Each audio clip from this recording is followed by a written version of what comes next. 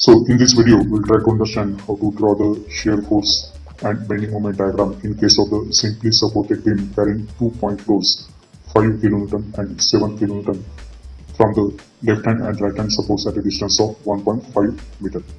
So let us draw this particular diagram. Total span length that is given as 5 meter. So from the left hand support at a distance of 1.5 meter, we are having this 5 kN force. Similarly, from the right hand support also at a distance of 1.5 meter, we are having this particular point load of 7 kN. And the total span length is 5 meter, so middle span length will be 2 meter. Now, first step is always to calculate the reactions at point A and point B. For this, we have to apply the conditions of equilibrium. So applying the first condition of equilibrium, that is summation of Fy is equal to 0, and assuming that the upward forces are positive and downward forces are negative. So you can see that this Ra, it is acting in the upward direction. This Rb, it is also acting in the upward direction. Whereas this 5 kN, it is acting in the downward direction, and 7 kN, it is also acting in the downward direction. So these two forces, they are negative. And Ra and Rb, they are acting in the upward direction, so they are positive. So Ra plus Rb minus 5 minus 7 is equal to 0, or you can say that Ra plus Rb is equal to 12 kN. Now let us call this as equation 1. Applying the another condition of the equilibrium, that is the summation of moment is equal to 0, assuming that the clockwise moments are positive and anti-clockwise moments are negative. So we have to start with this Rb. So you can see this Rb, it is acting in the upward direction and it will produce the anti-clockwise moment about point A. And therefore, as it is producing anti-clockwise moment, it is negative. So from B point up to A point, we are taking moment about this particular point. From B to A, the distance is 5 and the force is Rb. So minus Rb into 5.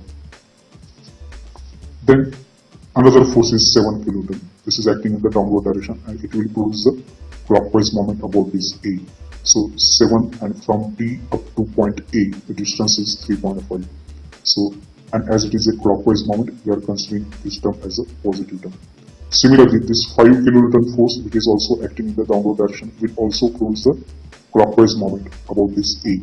So 5 multiplied by the perpendicular distance from C to A is 1.5. So 5 into 1.5, that is also positive.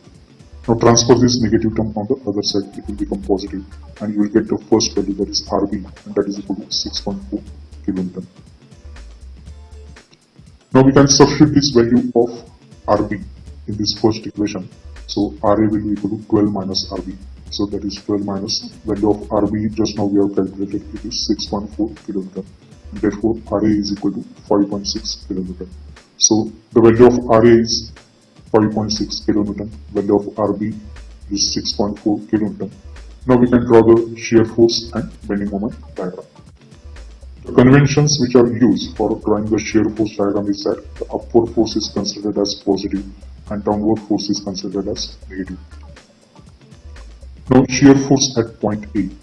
Now at point A, there is an upward acting force of 5.6 kN, and therefore at point A, the shear force that is acting is 5.6 kN.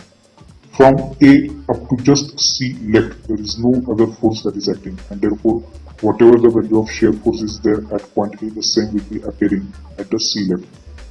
So that is also 5.6 kN, as you can see over here.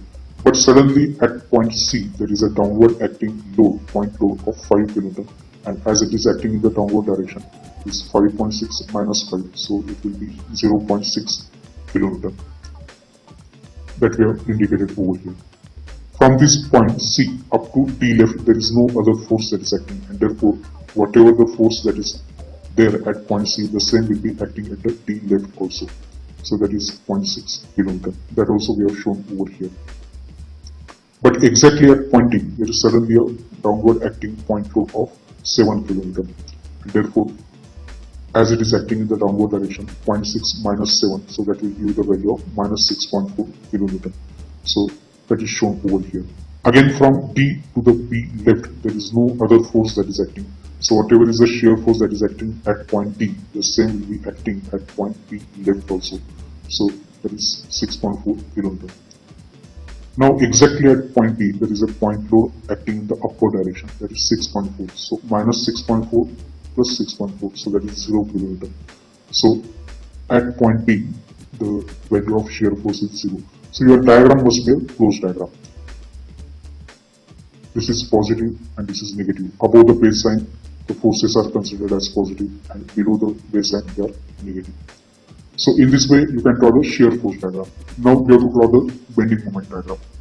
So bending moment at point A and bending moment at point B is 0 because there are no other forces acting on the left hand side of the force A. Similarly, no forces acts on the right hand side of the point B. Now even if you consider the forces acting on the right hand side of A or left hand side of B, the summation of the moment is always 0 at the end of the simply supported wing, and therefore bending moment at A is 0 and bending moment at B is also 0. Now we have to find out bending moment at point C. So we'll consider the forces acting on the left hand side of C. So there is only one force that is acting on the left hand side of C, and that is nothing but Ra, whose magnitude is what? 5.6 kilonewton. So Ra will produce a clockwise moment about point C, as shown over here. So this is 5.6, and from A to C, the perpendicular distance is 1.5. So 5.6 multiplied by 1.5, that will give the value of 8.4 kilonewton. So then we have to find out the moment at point D. So again, we will consider all the forces on the left hand side of point D. So on the left hand side of the point D, now there are two forces. One is Ra, which is 5.6 kilonewton. This Ra will produce the clockwise moment about point D. So Ra and the perpendicular distance from A up to this point D is nothing but 1.5 plus 2, that is 3.5. So 5.6 into 3.5, and as it is producing the clockwise moment, that moment is positive. But this 5 kilonewton force will produce the anti-clockwise moment about point D.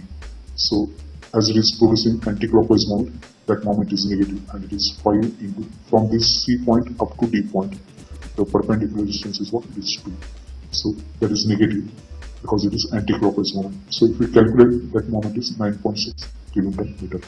So in this way, we are getting at point C, moment is 8.4 kilonewton positive. At point D, it is 9.6 kilonewton meter negative. Whereas at point A and B, the moments are 0. So in this way, we can draw the shear force and bending